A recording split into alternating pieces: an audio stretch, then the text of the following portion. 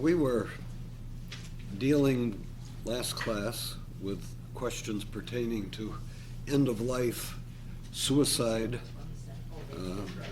required medical treatment type content, and a question that I was dealing with but did not definitively resolve in the last class was the one of whether it is possible, whether it's morally permissible to use pain-relieving medication even if you are morally certain that it will shorten life. We say morally certain because in life, you can only operate by moral certitude. You don't get what we'd call apodictic certitude or metaphysical certitude, except in metaphysics, virtually. So moral certitude is the kind of certitude that you have which allows you to act with a free conscience. You are as certain as one could be expected to be under the circumstances. So the question is, if you are morally certain that, apodictically if it were possible, but it isn't, but if you're morally certain that administering a certain type of pain medication or a certain level of pain medication will shorten life, is it morally licit to do so? And the difficulty seems to be, we would apply the principle of indirect effect or double effect, that while the act itself is perfectly good, namely that what you're doing is attempting to and intending to relieve pain, there are two effects from this act. One is the relief of the pain, but the other is the shortening of a person's life. And it seems that shortening a person's life is of such gravity that there would be a lack of due proportion between those two effects, so that it would not be a justified act. But we have to realize that when we look at the act, what is absolutely forbidden under any circumstance would be to deliberately cause or to deliberately perform an act intended to shorten a person's life. That isn't quite the same as what we have here. And in fact, just a side consultation here, an allocution given to doctors on the moral problems of analgesia by Pope Pius XII on February 24th of 1957 addresses this issue. And one would do well to remember that the pronouncements of Pope Pius XII are not only the pronouncements of the Holy See, not only the pronouncements of a splendid theologian, but also the pronouncements of a good officiant, so that it is, even in the natural order, reasonable to consult the judgment of particularly Pope Pius XII on a matter like this. And he says, in reference to this specific question, you ask us, is the suppression of pain and of the consciousness by the means of narcosis, narcosis being a pain reliever, which may in some cases induce unconsciousness, of course, when it is demanded by a medical indication, allowed by the religion and morals to the doctor and to the patient, even with death approaching, and with the knowledge that the use of narcosis will shorten life. The answer will be, if there are no other means, and if in the given circumstances that does not prevent the fulfillment of other religious and moral duties, yes. You might say, what other circumstances? Well, the problem is this: if somebody is dying and you know that they are in need of making peace with their maker, to put it in natural terms, then inducing pain relief to the point of unconsciousness is to remove from them the opportunity to save their immortal souls. Obviously, that would not be permissible. But assuming that's not at issue, assuming it's simply a matter of relieving pain at the time that a person's dying, can you administer the pain reliever, even if you are morally certain that it will shorten life. Now, although he answers the question, we are still left with the need for a proper analysis of the principle of double effect here, because he really doesn't give it, at least not in this context. And upon reflection, looking at the application of double effect here, one has to remember that what is forbidden is an act by which we deliberately terminate or shorten an innocent person's life. What you have here, though, is not an act in which you are deliberately shortening the person's life. It is an act which has two effects. Remember, you have to look at the act. The act itself is morally neutral or good. In this case, it's good. You're trying to relieve pain. And it is an act of relieving pain when you give them this pill or morphine drip or something of that sort. It's an act of relieving pain. The result is twofold. One is that you relieve the pain. The other is that you are morally certain you will shorten life. Let us assume then it does shorten life, but the point is that's not what you intend. That's what you permit. I think part of the ambiguity here is we think of, well, if I'm doing something to shorten a person's life, I'm killing them. And that's what I am intending to do, and that's what I'm doing. But no, the act that we are performing is the act of relieving pain. We know that one of the effects is shortening life, but we do not intend it. We are not placing the act in order to shorten life. And the fact of the matter is then that what you have to look at is shortening life ever proportionate to relieving pain? The problem is that we do shorten life in other contexts, and we know that we do. In other words, just having life shortened is not the same thing as making an act to shorten life. You're permitting that it be shortened.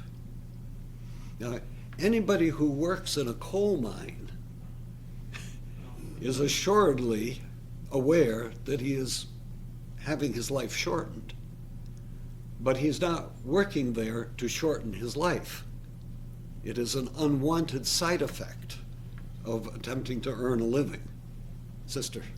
In the case of a medical situation, who would be responsible for the moral act? Is it the doctor? Is it the patient? Or is it the person to whom that patient has given authority? Well, in a very real sense, everybody. Because so everybody if you permit someone to perform an immoral act on you, you're responsible if you could stop them. If the physician is given an order to do it and he does it when he knows it's immoral, he's done wrong. And if you give an order to the physician, you have done wrong. But all three might not have the same knowledge.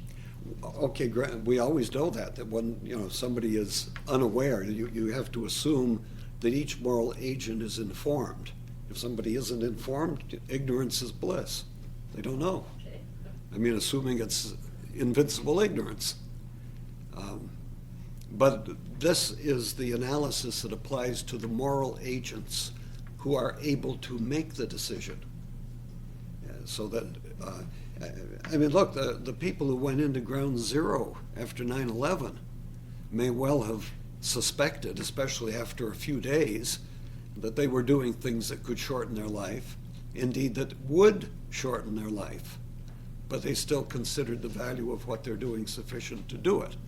So it may be, the counterbalancing weight here is the alleviation of pain, for example, that might be so disturbing to a human being that it would lead them to despair or irrationally judge the situation so that they might do something that otherwise would be immoral. So the alleviation of pain for the purpose of salvaging their human dignity is a due proportionate effect in reference to the fact that you know that their life will be shortened. Would you give a good example of the 9/11 thing? nobody had time to say, now I That's- gotta see if the principle of double effect is, Sister, effect here no, because but- I have to run into this building. No, remember I said, I said after a few days. Oh, The people, and I'm not talking about the people going in to rescue people. I'm talking about those who are going in to clean up the mess. The place had to be picked up. They had to look for survivors. This went on for weeks. So they had plenty of time to realize that what they were doing could really be horribly adverse to their health and to their life expectancy. The point is that we have to bear in mind is that the act itself is one thing, the effects are what flow immediately from the act. We are looking for due proportion among the two effects, the good effect of relieving pain, the bad effect of shortening life. But don't confuse that with the act itself. The act of deliberately shortening somebody's life, if that's what you're intending, that's always wrong. That's called murder. But this is an act of relieving pain from somebody who's dying for a very serious and good reason. And therefore, there is a possibility of a due proportion between these two effects, the good one and the bad one. Again, though, prudence must apply. You have to make sure that there really is a due proportion that only can be adjudged by those who are in the concrete situation looking at it and trying to evaluate the relative values involved. What this lays down as a principle, though, is that in some cases it may be perfectly licit to administer pain-relieving medication even though you know it will shorten life. Yes, That is the principle of double effect there, right? absolutely. Okay, any questions on this one before we go back to where we stopped last time? What about something like the Chernobyl situation where the crew that worked on there I think they almost all died, or they knew, it was so dangerous? I mean, it's not a possibility, but you're about certain. I'm not talking about possibilities here. I'm talking about where you have a moral certainty it's going to shorten life. And that they undoubtedly, many of them knew, and in fact that is a perfect example of double effect. They weren't willing that they die. They were willing that they handle the problem. And how about the Japanese team that went in, in the last year over in Japan when they had those nuclear problems where the primary team that went in there probably didn't fare very well, but they were doing it for the sake of their families. Now that's perfectly legitimate. That's a great noble sacrifice. But remember, you don't go in there to kill yourself. You go in there because there is a justifying motivation, and you apply double effect. People don't sit around applying double effect all the time. But that's why you need to know the general principle. And just apply the principle. Yes, it's okay to use pain-relieving medication if there's a justifying reason, even though you know that it will shorten life. Sister? but do you think in a lot of situations that simply comes naturally to us?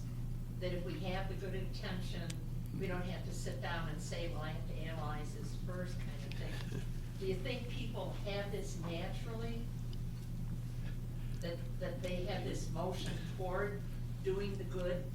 Some As do long it. as they're not, I'm not thinking of the bad effect that they're gonna say, Yeah. let's go in and let them die, kill them. Well, the presumption is you're not trying to kill the person. Right. But sometimes people do. It depends on the person. Right. There are people who will say, well, I know this person's really suffering, so I'll just turn up the morphine drip a little until it does the job.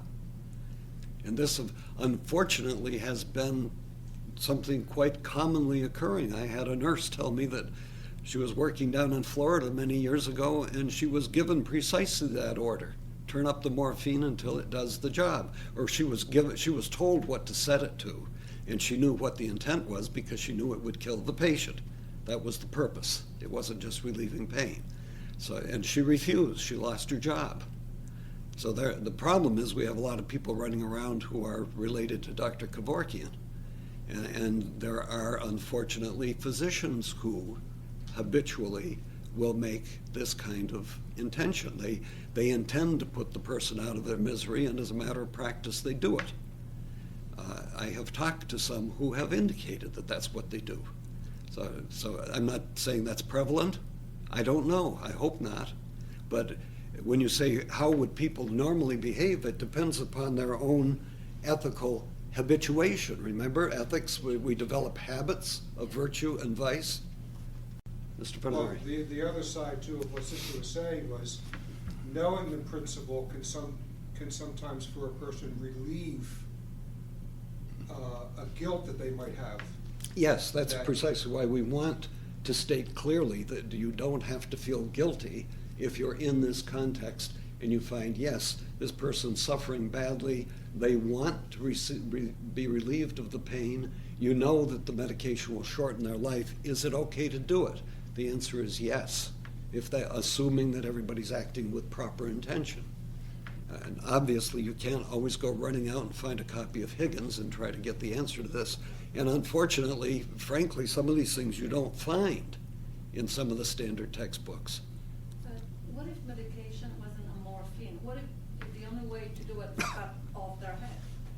Do we still do it? The problem with cutting off the head is that I mean, it's in That's the one of them. circumstances, we don't always have access to.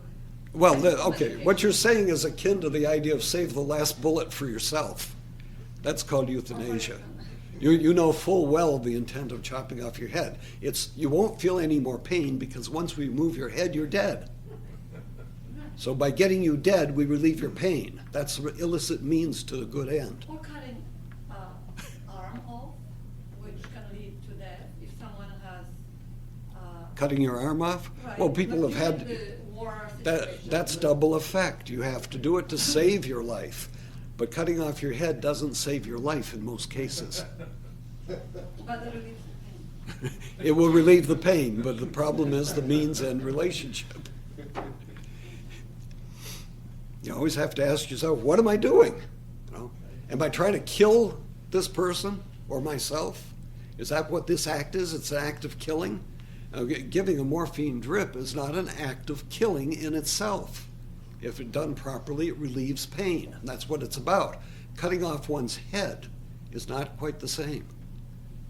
This Edwin? example in Plato's Republic, where he's constructing this Calopolis, this perfect city, and he's saying in order to preserve the perfection of this city, one of the things we'll practice, in essence, is infanticide. We will take the children of the inferiors and we will essentially leave them to die. Is this a double effect? Heavens no. There's a lot of stuff in the Republic that is just blatantly immoral. He's talking about matching up people for perfect procreative unions. He's not willing that the children die. No. What he's doing What is is- he's trying to protect the integrity of the city. That's the end, but the means is killing the children. But he doesn't will for the children You to mean he directly take their life. He simply removes them from the city How does he remove them? by taking them out into the. What does that do to them? Well, we know, but that also applies to the case of the medication. We know what giving somebody large doses of morphine will do. We know exactly what that leads to, but we don't will that directly. If you perform an act and you know that the result of the act is going to be directly taking somebody's life, it isn't to take the child out and leave them in conditions in which they cannot survive is equivalent to taking their head off. There's nothing therapeutic for the child. Yeah, I mean, yeah, and there again, you're using the child as a means to doing something for the city. So it's an illicit means to a good end. There's a lot of things in the Republic like that. Pardon me? Due proportion. No, you can't apply due proportion because the problem is the means, the act I am performing is wrong in itself by its very nature. The fact that I'm doing it for a wonderful end, that's just utilitarianism. I know that's very hard to thread one's way through, but it's all the difference. That's why we harped on it so hard long ago. It's all the difference between natural law and utilitarianism. Utilitarianism, you can justify anything for a good end. And that's why you have people running all over the place. Most of these so-called ethicists who advise in hospitals are utilitarians. And basically they're just sitting there and asking themselves, what will produce the best result? And if something will produce the best result, it must be okay. But you have to ask yourself first, what am I doing to obtain this best result? If the act I am performing in itself is immoral, I cannot justify it by having a good result. That's why administering the pain-relieving drug in itself is not immoral, but it does have a result that is not good. But it doesn't make the result immoral because the act itself is not immoral. Whereas to directly chop someone's head off or directly put them out where they will die is in itself immoral, however good your intentions. You know what the road to hell is paved with, good intentions. So, and you can see the complexity of this because every time you get into some kind of situation, it sounds like we should apply situation ethics. And the trick of natural law is that you can't apply situation ethics. You can't apply utilitarianism, because remember, situationism is a subdivision of utilitarianism. You can't apply utilitarianism to solve your problems. You have to look at what is the act I'm performing? Is it in itself good or at least neutral? What are then its results? I can will the good result, I permit the evil one. But I can't do what is in itself an evil act so as to produce a good result. The former is morally good, natural law ethics. The latter is morally evil, utilitarianism at its worst. And of course, in real life, you have a lot of utilitarians running around. Everybody who says, well, we got to do what works. We got a problem, we got to do what works. The teenagers are not controlling themselves sexually, so we have to teach them how to use contraceptives. And we have to provide the contraceptives. And if they don't manage to manage their behavior properly, well, then we have to allow them to have abortions. And since they can't pay for them, we got to provide them and make other people pay for them. We got to solve all these problems, see? That's the society we're living in today. The whole difference between that and a moral society is that a moral society says, wait, there's some things you just can't do. You can't perform an intrinsically evil act for any reason. Not to be confused with double effect. That's why it's so hard. Now, instinctively, the way I think most people operate who want to follow good ethics is they learn there's some things you can't do. They're not sitting there checking with Higgins all the time.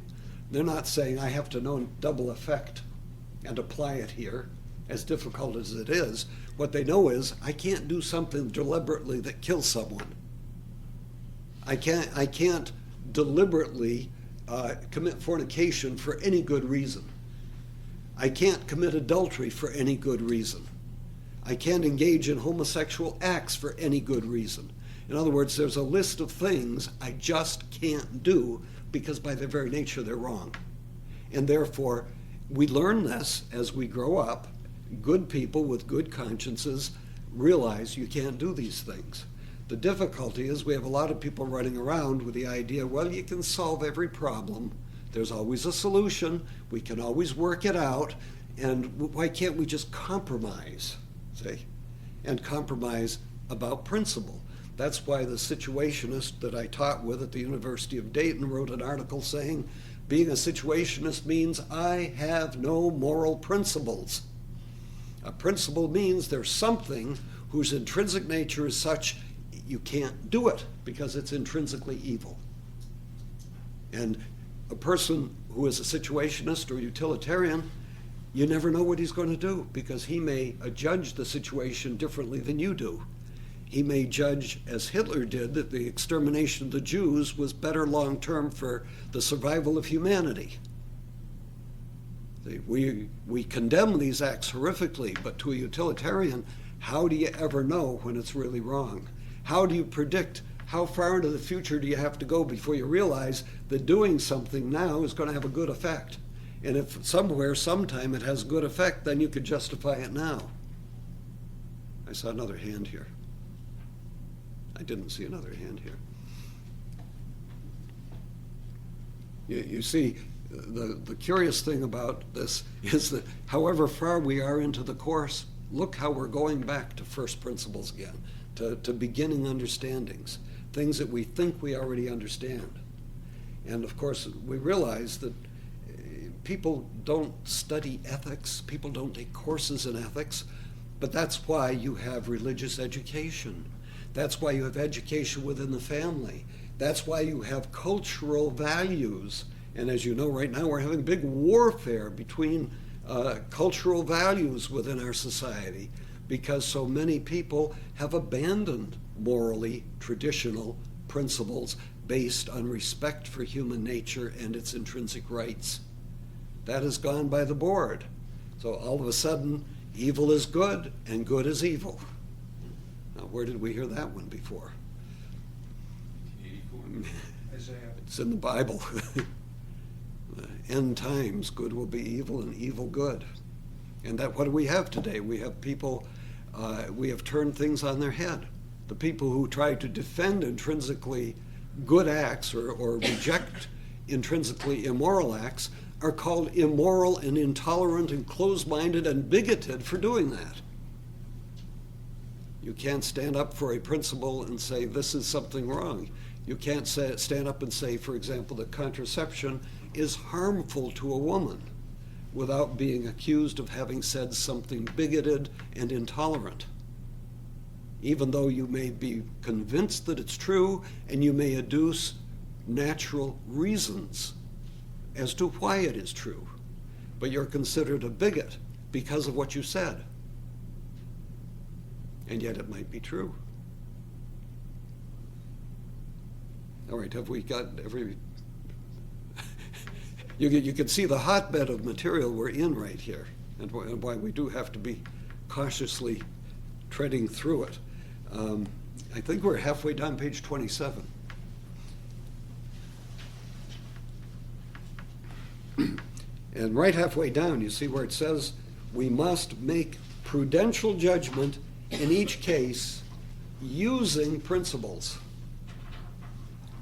Prudence is the virtue, the moral virtue, the intellectual virtue also, by which we make a practical judgment here and now of what is the correct thing to do in this situation. And we live in situations. That gives rise, of course, to the situationist who says everything's determined by the situation. The situationist takes into account the circumstances. He takes into account the intention of the agent. But the one thing he doesn't take into account is what is referred to as the principle here, namely the nature of the act. And natural law says, but there are principles. And the primary principle we must pay attention to is that we can never perform an act which in its very nature is morally objectionable. Never. No circumstance warrants it. No good intentions warrant it. Nothing can ever justify it. And of course, you're coming hard up against human nature there, because that's where people will say, well, wait a minute, if you had a really hard situation, what would you do? How dare you stand up and say that you're defending these abstract principles that nobody's really going to live up to? And of course, the answer I always give to that one is, knowing the weakness and cravenness of my own moral character, I probably would give in and perform the act. But you know what? I would still know it's wrong. That's the point. It's not a question of what you would do, because all of us are prone to and capable of doing things wrong. The situationist, the utilitarian, rationalizes his behavior by saying, because I give in to it, it is right. It is justified because I have a good enough reason for doing it that I just can't resist. And indeed, we all do those things. They're called sins. But the difference is that one who follows natural law admits has the intellectual honesty to admit, I've done something wrong because I've transgressed a principle that cannot be violated in this situation. It's always confusing to talk about situations because it's so easy to slip into situationism. The glaring red line that draws the difference is that the natural law says there's some things you can't do, regardless of the situation. And that's what we have to observe. You can permit bad results from your act, but you can't place a bad act, an act which in its very nature is bad, no matter how good your intentions in placing it. So prudence, again, yes, prudence focuses on the concrete situation, but always got to reflect and use principles and realize a person who is really prudent, who's really developed the virtue of prudence, almost instinctively by second nature can intuit, no, this is something I can't do. There's something intrinsically wrong about this. You're asking me to prostitute my ethics to do this. You know, you're bribing me by the circumstances. I think we used to call that temptation.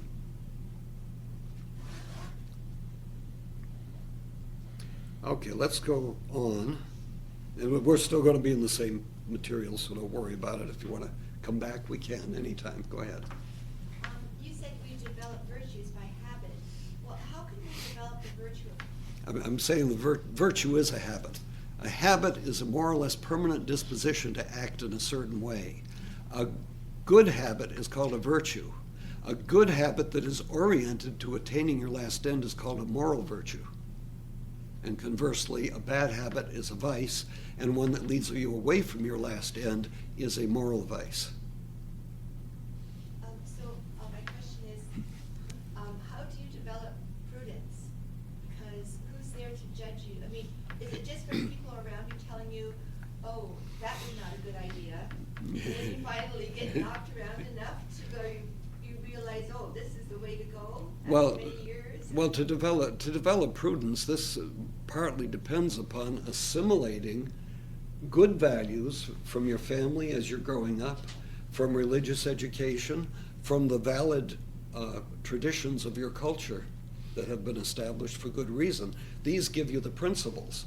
Your exercise, whenever you make a judgment, it either will be in accordance with those principles or not.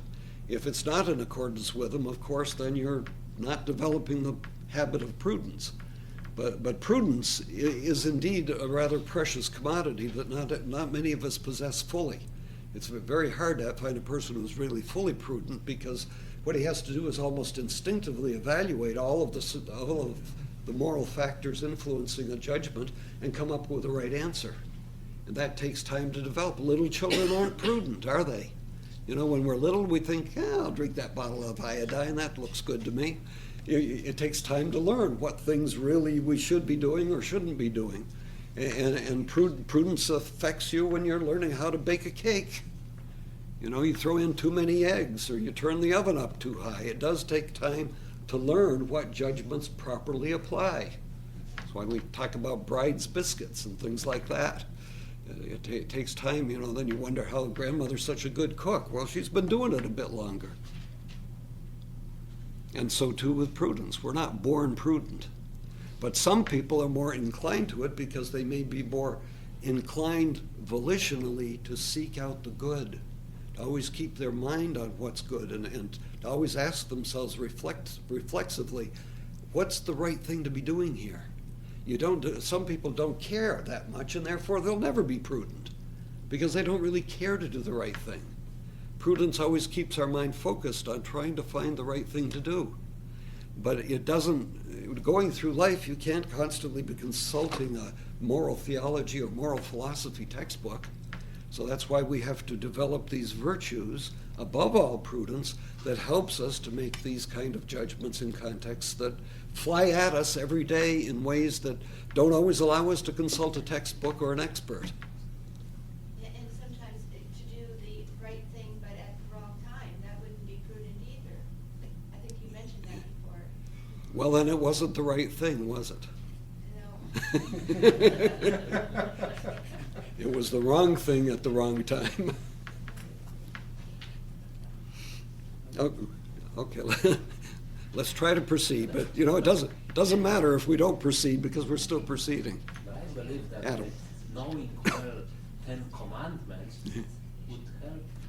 Yes, Prove yes, the prudence, yes. you know. That you're absolutely correct. I mean, man left to himself doesn't do terribly well at figuring these things out. I mean, I always kind of wondered why you look at the Ten Commandments, you say, gee, why were the Israelis, why did they think this was a great thing to receive them? Because it seemed to just tie them down in every which way, so making life miserable. Couldn't we throw out a few of them? But of course, the point is, living according to the Ten Commandments turns out to be eminently prudent because it avoids all kinds of difficulties. Just think of the problems we have in society because people are utterly violating one or all 10 of them. So God, knowing that we needed this kind of guidance, did the Israelites and the rest of us a great favor by giving us those 10 Commandments. But even then, of course, we have to learn how to apply them. You know, they're a little list, very short list, and you find out everything falls under either this commandment or that commandment or another commandment, and you could write large tomes. And here again, we're always confronted by the fact that ethics is so complex that you have to have big, long books explaining every possible situation, and when you're done, you still haven't got them all. Because life is more complex than anything you can put in a book. So you have to try to learn the general principles, and through good living and repetition of seeking the good in every context, develop the virtue of prudence, justice, temperance, and fortitude to enable us to lead a morally good life. And even at that, are we ever going to get there? You know, we call people that really do it saints. And yet even many of them, like St. Augustine, were not living very prudently or very virtuously much of his life. You know, being a saint more is a matter of saying where you wound up rather than how you got there. All right, we'll try to proceed. We have to distinguish the subjective intent versus the objective morality of an act. You know, we always have good intentions. We always have good intentions. You know, people say my intentions were only the best. Well, you know, well, why did you do that horrible thing? Well, my intentions were good. The problem is we have to try to conform our subjective intentions to the objective morality of the situation. The situation, so-called, is an object. It's a reality. It is out there in the real world. We have an intellect, a mind given us by God, to us by God, to understand. And what do we do when we understand? We grasp the nature of something. We reach into its very nature and we understand, wait a minute, this would be an act of bribery if I do this, or if I accept this gratuity. I'm accepting a bribe. See, that's an act of understanding. And when it may initially, I may not realize what's going on. That happens. You know, I'm a politician, I'm in a tricky situation. Somebody comes up to me with a solution, and I say, gee, that sounds pretty good. And then on my way home, I say to myself, wait a minute, I'm being bribed. I can't do that. See? So what's happening is I am bringing my subjective intention in alignment with the objective nature of what's going on, understood by my intellect, abstracting from all of the concrete circumstances and accidental differences, and abstracting out of it the essence of what's going on. This is an act of bribery. I can't do it. I'm forbidden to do it. Now, my intention to do what is good is directed and obligated to refusing the bribe. Very clear. So I can understand how people get very confused by the fact that everything's in a certain situation. And it therefore leads us to think, well, it's such a confusing maelstrom that there's no way to sort it out. But the fact is we do sort it out, and we learn to sort it out by good living. Hopefully by the time one is an adult, you know not to steal your neighbor's pen. You know not to chase after your neighbor's wife. You know that you're not supposed to kill your neighbor's cat. Maybe not even kill your own cat. I don't know. Unless you have 400 of them like they discovered at the Wyoming County SPCA the other day. I don't know what you do with 400 cats. But, We must do this story about that. well, the lady taking care of them said she knew all their names, but she didn't have any records on them. And it isn't like giving away cute little kitties, because the ones I saw were all adult. What do you do with 400 adult cats? Well, I'm glad it's not my problem. Now, sometimes people raise a question about, can I remove a medication? Let's say a patient's on a certain medication or a certain type of machine or something keeping them alive. And it's important to notice that the obligation is identical to not giving it in the first place. In other words, if you are not obliged in the first place to provide this treatment, then you are not obliged now to continue the treatment. You're not obliged in the concrete to keep a person from dying who's in the process of dying, and the only thing you're doing by keeping them on a certain machine is preventing what is absolutely inevitable. They're not going to recover. And we're not talking about something where you pull the plug in order to kill somebody. But sometimes the people say, well, you know, we have to do everything possible no matter what it costs. Extraordinary means. But if a person is on some kind of a machine where they're being kept alive, is pulling the plug killing them? Or is it permitting them to die? Now, of course, the point is, if they're on a machine and there is hope that they can recover, you see, that's what you have to bear in mind. But if all that you're doing is keeping their heart and their lungs going, and they are in a process of progressive deterioration, and there's nothing on God's earth that's going to stop it, pulling the plug is not killing them. You're just not applying an absolutely meaningless, fruitless treatment. So people sometimes get confused by that because they think that to avoid euthanasia, you have to do all kinds of absurd, extreme things to keep life going, absolutely no matter whether it makes any sense or not. And the bad thing about that is it gives a bad name to trying to keep people alive. So you don't want to catch yourself into that position. If the treatment is actually not a treatment, and it's not really, all it's doing is prolonging the dying process, then it makes no sense to do it.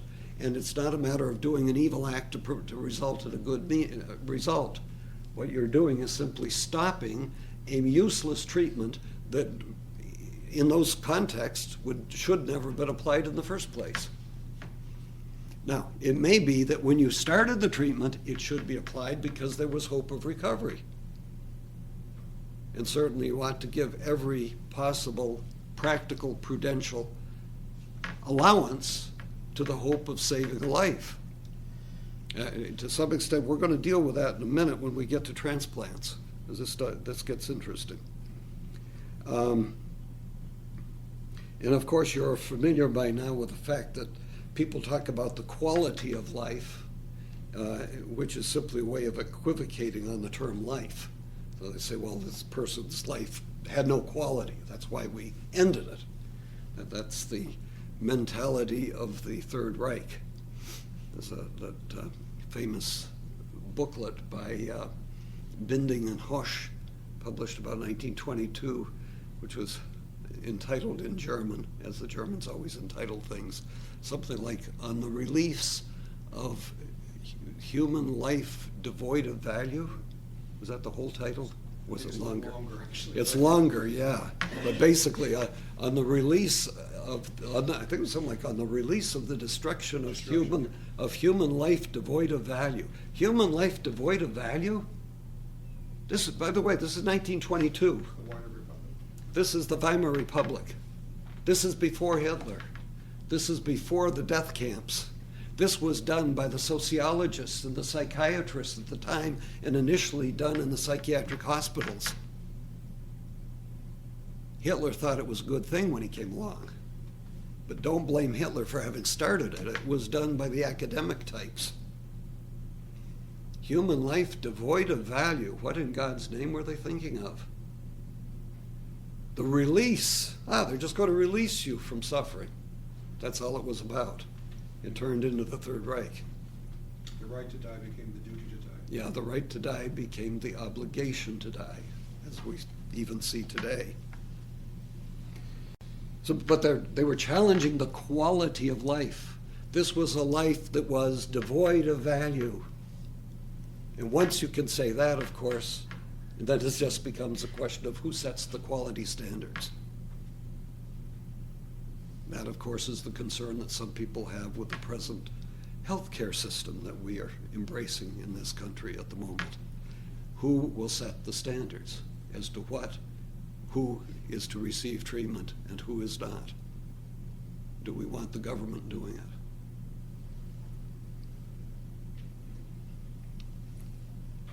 How do we know when somebody's dead?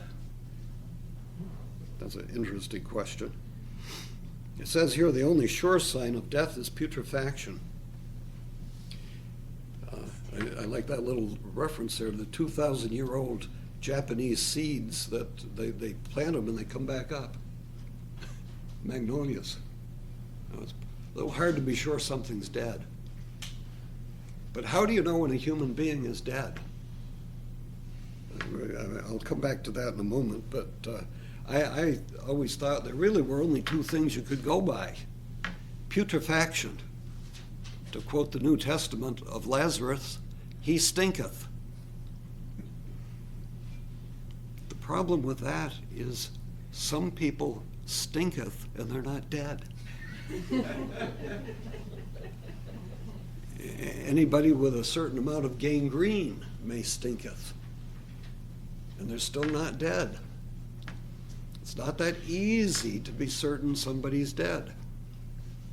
I thought for a long time morbidity was it. You know what that is? That's where, when you're in the process of dying, I have to qualify it now, the blood all settles. It's no longer pumping, it settles in one part of the body. And you're gone. The problem with that is that I read later of a case where morbidity had set in and the patient revived. All right, so much for that one. Well, how about rigor mortis? I'm not even certain that one works. You could always embalm the person, then you're sure they're dead because you killed them. So this easy presumption, so-and-so died. This is why in India and some places in the past, they insisted that you have the graves very, very shallow. Give them a chance to climb out. Really. And of course, why in early America they used to sell little devices that had strings going down into the coffin, and it went up to the top and it was attached to a little bell. So if you're caught in there, you could ring like mad and hope somebody was walking through the graveyard. This business of being certain somebody's dead is not as clean and easy as we think. Fortunately, for most of us, modern means of medical judgment is better than it was 200 years ago. But it's not infallible. Every now and then somebody scares the wits out of morticians because they sit up when they shouldn't.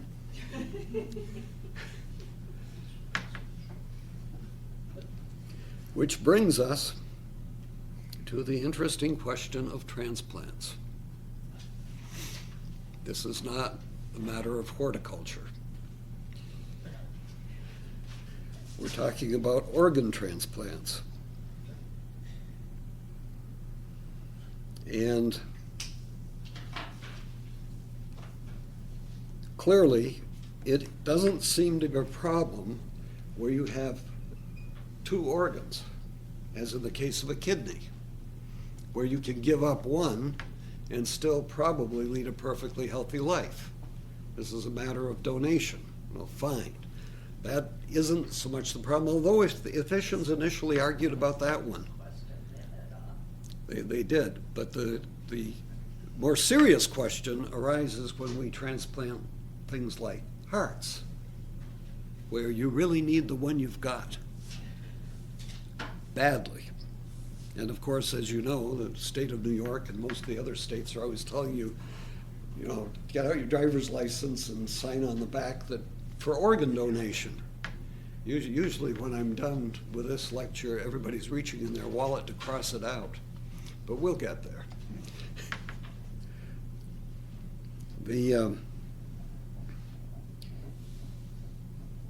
When you're acting on a person, when you're acting on somebody who is allegedly dying, the act, any act, must be for the good of the patient primarily.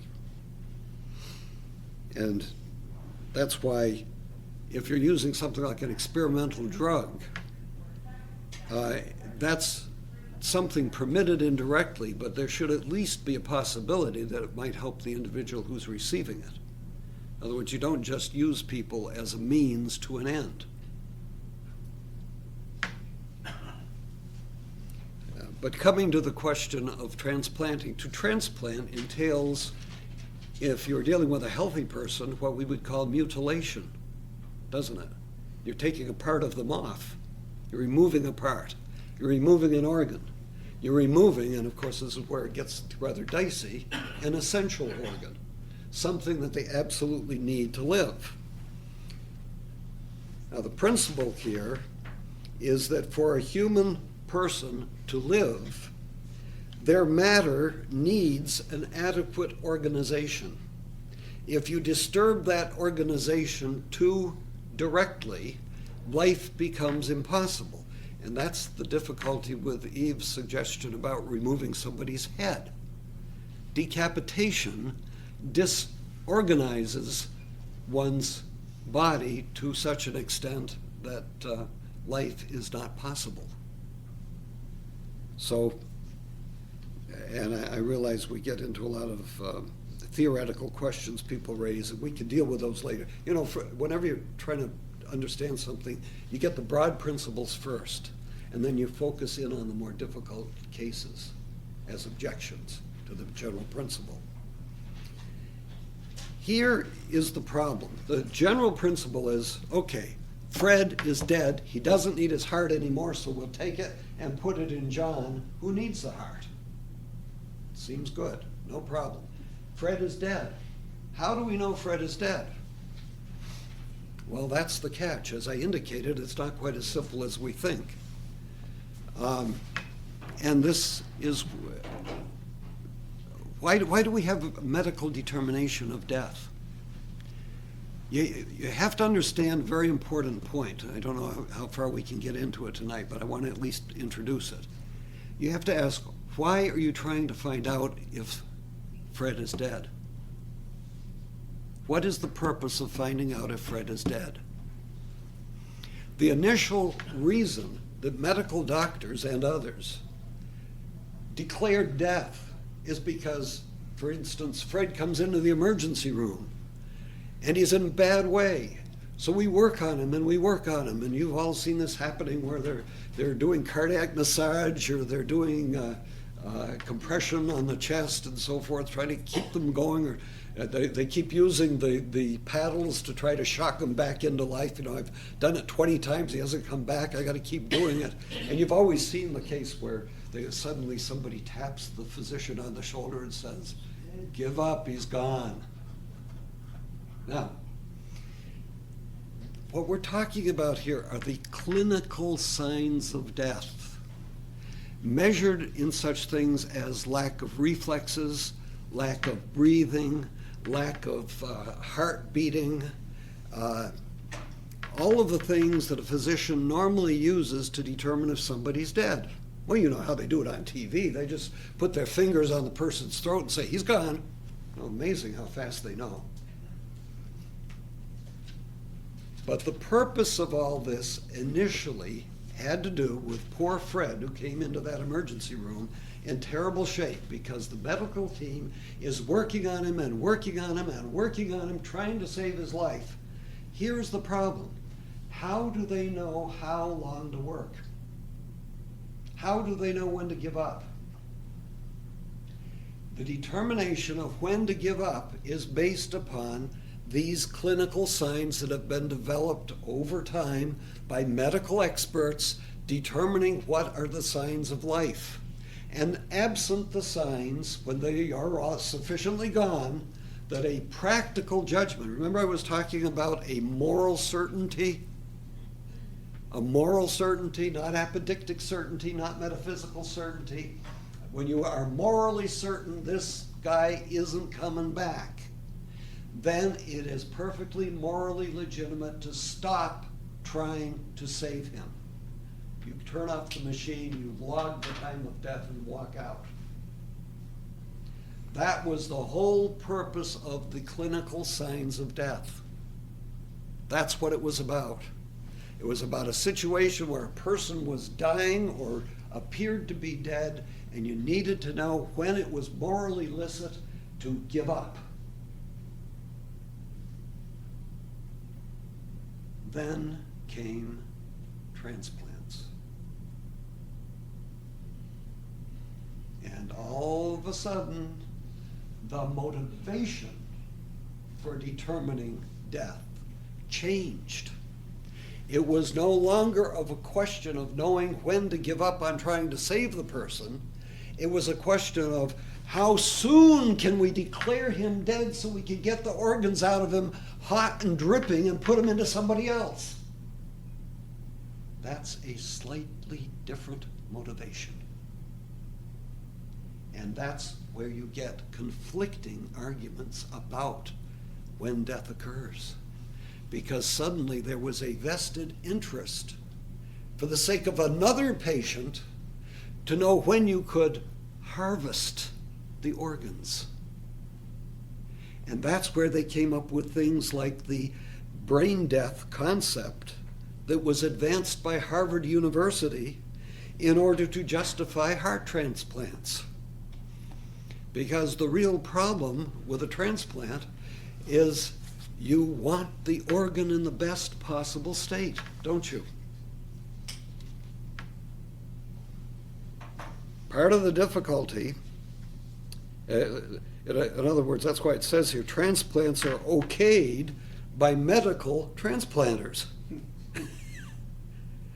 The difficulty is that the absence of brain waves is not a certain sign of death. We can put you on an EEG and you can be flatlined for 3 days. You still may not be dead. And in fact, you'll notice, what does it say?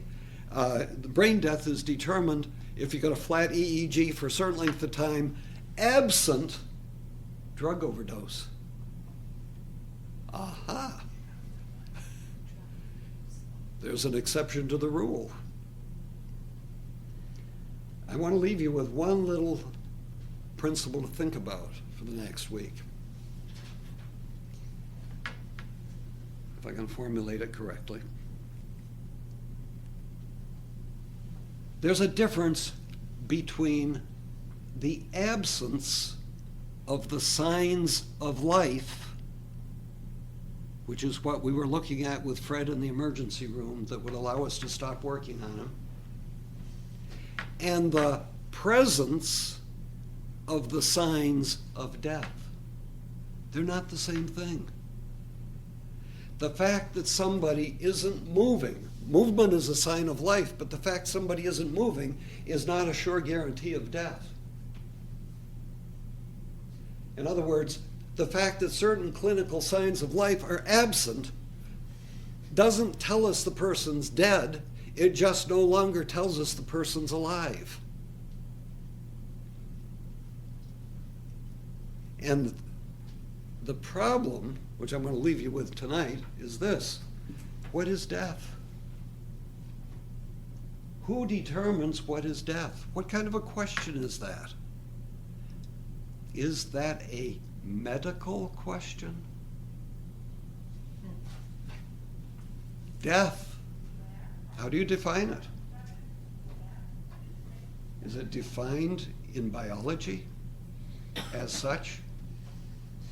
We know from the study of philosophical psychology that man or any living organism is animated by a soul. Death is the absence of the soul.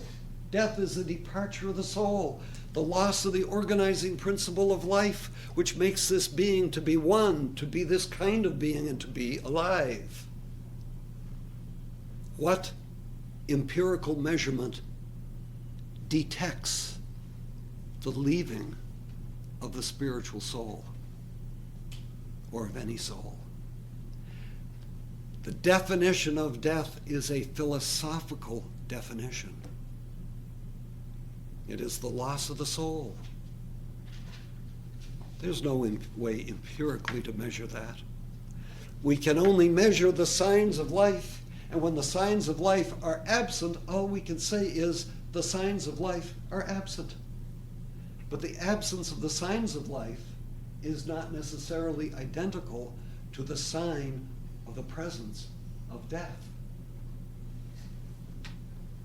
This is the difficulty we get into when we're trying to analyze transplants. And we'll have to leave it at that for tonight.